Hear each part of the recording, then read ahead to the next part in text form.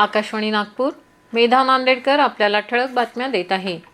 केंद्र सरकारच्या PM E बस सेवांतर्गत नागपूर महानगरपालिकेच्या आपली बसच्या ताफ्यात अत्याधुनिक आणि पूर्णपणे वातानुकूलित अशा 50 इलेक्ट्रिक बसेस दाखल होणार आहेत।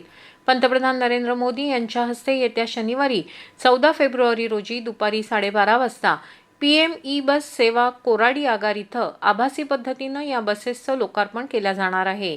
ही बस सेवा नागपूरच्या सार्वजनिक वाहतूक व्यवस्थेचं आधुनिकीकरण करण्याच्या दिशेनं अत्यंत महत्त्वाचं पाऊल मानलं जात आहे।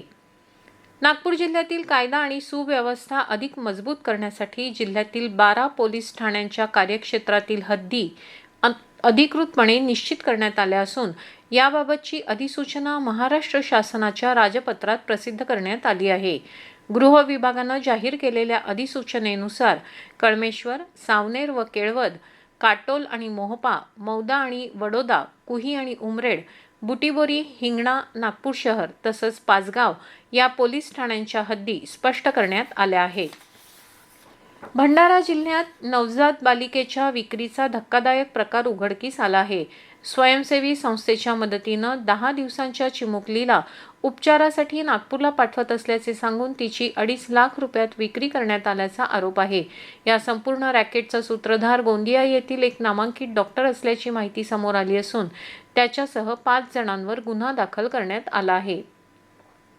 अखिल भारतीय धम्म सेनेचे नायक भदंत आर्य नागार्जुन सुरई ससाई यांनी एका प्रसिद्धी पत्रकाद्वारे त्यांची बदनामी करण्याचा पूर्वनियोजित कट विलास गजघाटे यांनी रचल्याचं म्हटलं आहे।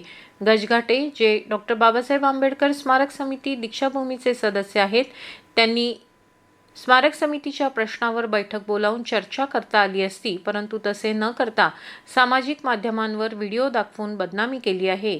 या प्रकरणाची रीतसर पोलीस तक्रार नोंदवल्याचं त्यांनी सांगितलं।